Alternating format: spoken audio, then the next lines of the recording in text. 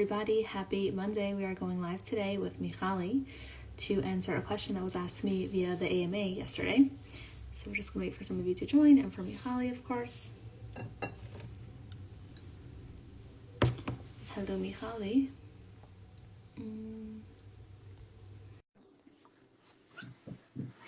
It's just us for now.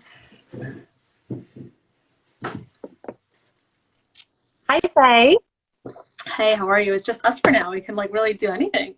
Oh my goodness, we could totally update each other on everything and anything. we could eat our lunch or breakfast or whatever's sitting next to you because I'm Exactly. Nice to see you. Likewise. It feels like it's been a forever week, so I'm sure you feel the same way, the first week back. Yes, and also it's it was the first week of complete routine without any holidays. That's what I was saying. So, exactly. Yeah. Oh, hi, Ivana. So should we start the question? Yes, let's go for it. You have it in front of you. I remember it was about boundaries in the workplace, and I felt two things. I was this is a great time to discuss it because everyone's back to real work on some level, and also because I know that you're very into you're a good person to address this your boundaries and your boundaries. And I felt this is very up your alley, and it's up my alley too. Although I don't work in a traditional work environment, so I feel I'm maybe not the most equipped to tackle it, but I'm sure I can add some sense. I think you have a lot to say. We'll ask the question and then we'll get right into it because I think you'll have a lot to say on this too, Faye. So the question is for those who are watching us, any tips for setting boundaries at work feels harder than with family for some reason? Mm-hmm. And you, as you wrote, it's a great question. Now I think that, so I'm hearing I'm imagining from this question, because I'm not totally clear, that they're bringing in family because they work at home, maybe a COVID situation where a post-pandemic world. I understood it differently. I felt maybe they're better at setting boundaries with their family just in general, but at work they're having trouble with work people. That's how I understood it. And I was that makes sense to me because that does make sense. In a sense there's a lot more on the line with work because if you try to set boundaries and you're not as tactful as you'd like to be, you can easily lose your job. Whereas with family, they're still gonna be your family. They'll just might be upset at you and you'll have to apologize, So that's Let's go with your interpretation. I like your interpretation. Okay. So there's a good chance they work from home, but I don't know that the boundaries with family was around that type thing.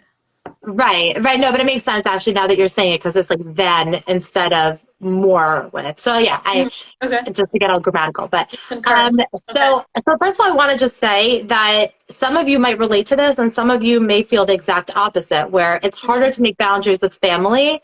And to maintain those boundaries than with people at work. But for this person, it sounds like setting boundaries is challenging at work. So as you pointed out, Faye, about yourself, people have so many kinds of work arrangements, and there's been really interesting studies done on how the entire workforce has shifted post-pandemic. I know some people find it offensive to say post-pandemic because for people who work in healthcare, they're masking every day. And for people, and we're still getting COVID, so, but in terms of the intense anxiety and fear and unknown that we lived in 3 years ago, this is considered post-pandemic for what we're talking about. There have been major shifts in the work industry when it comes to work-life balance and what does it mean to work from home, work at work, and navigate family and your own personal time at the same time. So I think that when it comes to setting boundaries at work, it's hard to give very specific guidance because I don't know the nature of the work. I don't know what personalities are involved. So I can just share general guidance, and please feel free to push back or to give a thumbs up, or in this case, a heart, if any of it makes sense. But I'm a very big believer in what therapists or coaches call centering or balancing, or anchoring, which is getting your mindset ready for work. And then also after work, getting your mindset ready for home. And those involve boundaries because you need to protect that time that it takes to get your mind space ready for those categories of life.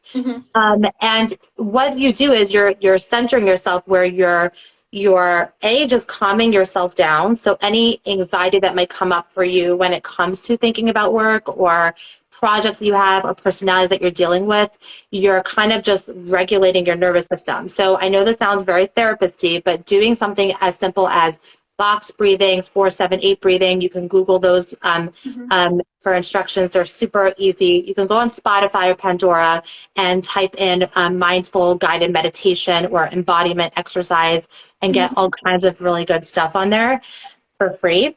And you're basically just grounding your body and you're calming your breath so that you're actually feeling calm. And the best part is you're actually bringing more oxygen into your brain, which enables you to make better decisions and to think more creatively and strategically. So that's what happens before and after. The other part is letting out energy. Yeah, go for it. That's addressing boundaries the way you're saying it. And I was thinking this too. That's addressing boundaries with yourself, I feel like, right? Like, how do I boundary my work with my personal life and needs and emotions, right? Yeah.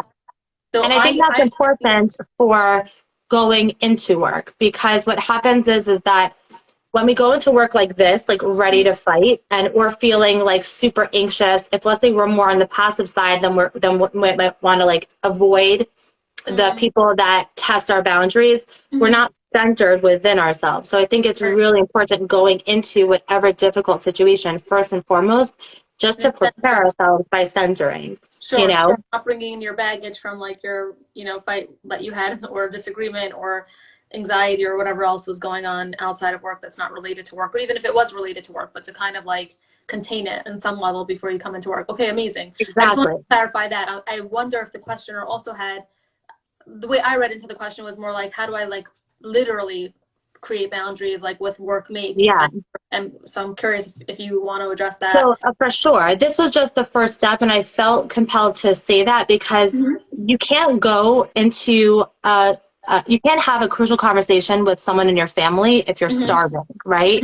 That's never going to go well. And the same thing holds true here. You can't even begin to think about making boundaries, especially if it's hard for you, if you're not centered and you haven't released the energy, if you're activated or whatever, you haven't released any of that beforehand. So that's why I think it's a very necessary first step, but it is, to your point, a first step. The second part is, okay, so now you're at work, right? What do you do? Yeah. So I mean, I think that there's a lot of different scenarios where a person might need to make boundaries. I'm curious, Faye, like what's the first thing that comes into your mind when you think this person? Like, I didn't even think of a specific example. I was more thinking like kind of like communication styles of like people literally don't know the words to say, like how to not come across as offensive or defensive or something like that. But like I'm wondering, like maybe the boss is overwhelmed and says like, hey, I need you to take like, or this person's out sick and I need you to do this, this, and this, and like, you might have to stay later and you really don't want to. Maybe you have a date that night. Maybe you made plans, and like, how do you create some boundaries? You want to be there for your boss. Like that literally just came to me as we're. Yeah, no, so because I think it's helpful to understand more in the specifics. So I that's think just like a very typical example, but I'm sure you like converted into different scenarios that are similar, even if they're not exact. Right. So I think this question is so broad, it's going to be impossible to address their specific thing they have in their mind. But to your point, yes, boundaries are created and maintained oftentimes through communication. And I think that if it's an issue of you have alternative plans or commitments, then what you simple is best. And I like the repetition technique, where if they keep pushing on your boundaries, you just keep repeating very respectfully and kindly the same idea that you started off with. So in this example, I would say something like, I so wish I can, but I actually have another commitment. I'm not going to be able to tonight. And that can be, you have a commitment to yourself to take a bubble bath, right? Like it doesn't have to be something like as big, right? But if it's that, if it's something that is like a one-off situation, then you might want to give your boss what he or she needs, because you want to be a team player. But if you're noticing, let's say, a pattern, then one of the ways to break that pattern either is to have a crucial conversation with your boss, right? And this can take a lot of courage and can be scary for a lot of people. You walk into your boss's office, say, when is a good time for us to talk? So you make a plan to talk. And then, so you know that you're getting your boss at a time where something he's not or she's not pressed for any, to do anything else. And then in that conversation at another time, you might say something like, I noticed that there's been a lot of overtime kind of projects that are being assigned to me, and I so wish that I can do all of them. And I also know that when I signed up for this job, I signed up for X to Y hours, and this is really affecting my personal life to be working overtime this much, especially at this price that we had agreed on. And I wanted to just start a conversation with you about, some solutions that we could come up with together that would make sense for everybody, right? So that might be another conversation that you can have to create a boundary over your time and your compensation, and you're doing it in a respectful way. So I think that the key pieces here are kindness, respect to the other person and to yourself in your communication, which is what we call assertive communication, and stating your needs simply, but speaking from a I feel or I need or I want stance, not you suck as a boss, you're overworking me, it's not fair, or whatever people think of, in their minds. Exactly. And I would add there, maybe even to start, like, you want to bring defenses down, and it's always nice to start with, like, I appreciate, or I admire, or I respect. So, like, really, and that's not to butter them up, but more to really dig deep and find, like, what do I appreciate about this position or about my boss? What do I, and you don't have to do all three, but choosing something positive to start the conversation on, then go into some non-defensive way of asking for your needs and saying, can we make a new agreement around, or I need your support with. That really brings you to, like, you're kind of not pushing the other person away. You're kind of bringing them to where you're at and making them want to work with you. So that's like a good way to approach, like you call, a crucial conversation. And also brainstorming solutions together, because I think that one of the fears that a lot of us have when we think about brainstorming solutions together is that they're going to take what I need away from me. And I think that when you feel clear on what your boundary is and what you need and what you want, no one can take that away from you. The only possibility of someone taking that away from you is if you give it to them, right? But that's the only way that you lose a need or a want is when you give it away. But if you're not giving it away, or if you passively allow it to be taken, essentially. That's what I mean. That's what I mean. That's what passivity is choosing fear of confrontation over getting your need or want met. Exactly.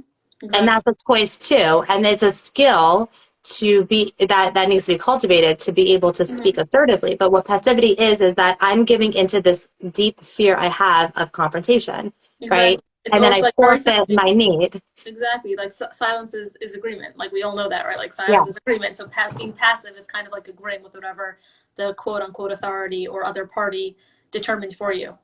Exactly. So it's almost like an allowance of someone taking that away so that you don't have to overcome the fear, which is, and it's really hard to go from passive to assertive. It takes a lot of hard work and skill building, but people do get there. But I think that, when we go into a collaborative kind of dialogue, then when you feel confident in what you want and need, and that you're not going to be giving it away, then you can really think creatively. And this is where the centering really helps. You can really think creatively about, how can I help you? Let's think of outside the box solutions to help you and to make sure that I'm also getting what I need and want. Right? Exactly. And that totally shifts the conversation, and it also develops the relationship that you have with that boss even more. Exactly. And you're also bringing two heads together, and when you do that, you create like a third brain, and then you're actually going to come up with a better solution. So like, as long as you know that you won't let yourself be like ridden all over, you can feel confident having that conversation. And really, that's like probably the best way to solution, be solution focused and problem solve. Yes, and I love that you also mentioned the whole being written all over part, because I think that what we're talking about is an a normative boss employee situation. Mm-hmm. What I'm saying and what you're saying, I'm just going to correct me if I'm wrong here, does not apply to toxic work environments. That's Right. a whole different strategy that's That's needed. right. That's probably you need a strategy to like exit if it's really toxic, unless you Yeah, try, until you came to exactly. determination. Like I think we put the word toxic on so many things. So I don't want to like loosely say toxic, but 100% you're right that like yes, if it's a really toxic environment, then there's another. You would take another path. Like if there's a flow chart here, this is one path. We're not dealing with the other path right now. I love flowcharts. Yeah. Exactly. So I think when it comes to boundaries, I think the common issues around boundaries are boundaries with time / Yeah. overtime. Mm-hmm. It can be the quantity of work or people not understanding, your own need for privacy or space or the quality of the work can be impacted or, expectations or assumptions that need to be clarified or not Mm-hmm. having enough time to go to the bathroom or eat, right? Mm-hmm. Those are pretty common boundary issues that people might come across at work. And I think that, again, as long as you're not in a toxic / dysfunctional / unhealthy work environment, then Mm-hmm. having these crucial conversations where you're centering yourself first and you understand what your boundaries are and that you have a right to your needs, then the step forward is to collaboratively discuss solutions with that person Exactly. who's having a hard time respecting your boundary. Exactly. And one more thing I want to add is that if you come up with solutions and you're not sure if those are ideal for you because you didn't try them, there's nothing wrong with saying like, "Hey, I appreciate this conversation. I love what we came up with. I'm game to try, whatever you discussed, or solution B that we came up with. It sounds like it might be the best fit for me. Is it okay if, or I will try, depending on how assertive you have to be, you can say, is it okay if I get back to you after a week of trying it this way or after a month and see how things go? Or I Yeah, will get back to you within a week or a month or whatever is applicable in that scenario and let you know how it feels for me. And we might, maybe I would try solution A that we discussed or solution D. I So love that if you're idea because it's temporary. yeah, everything's temporary, right? Like in Yeah, this case, even more so. So I feel like that's another reason why people are probably afraid to have a conversation or afraid to come up with solutions. They have this one solution in their mind that they think they must have in order to be pleased, but really you can be flexible and there can be a variety of things that might please you and you can try them and see like, oh, that didn't work for me. And then you might come up with a different solution that combines different elements of, what worked for you and what didn't work for you. So be creative yeah, and be flexible. And hopefully, like you said, I you're in love that. an environment that supports that. But I Yeah, think I that, think the trial piece is huge. I love that. And then also a couple of other things that are completely okay mhm. and assertive to say is I need time to think about that or can Yeah, I get back to you? It's like along the lines of your trial suggestion, which I love exactly. because it's just creating space for things to go wrong. And it also means you don't have to be afraid that if it didn't work out, you can always go back to that person and have Exactly. another collaborative conversation with them. Hmm. And if you're feeling extra intimidated, I would try to find as many ways as possible to find the humanity in the other person. Because at the end of the day, despite our titles, we're all just humans. Exactly. And we all have struggles, we all are imperfect, and we all have strengths. Their Hmm. strength may be intimidating to you, but don't forget that there's also weaknesses, and you're different, and you're both people. And Exactly. I think that when you speak to the other person as a human being, right, Hmm. and you have that respect for them as a human being, not because of their title, I think that conversations go a lot further. Hmm. I love that. I love that. Like a little way to take off the edge of the intimidation. That's beautiful. Alrighty, Yeah. I think we really like nailed it, Michali, as usual. Thank you so Thank much. you, Faye. Thank Thank you you, everyone for Faye. tuning in, and we will be back next week with another episode of See you next week. Lives with Michali. All right, take care. Have a good one. Take care. Bye Bye. bye.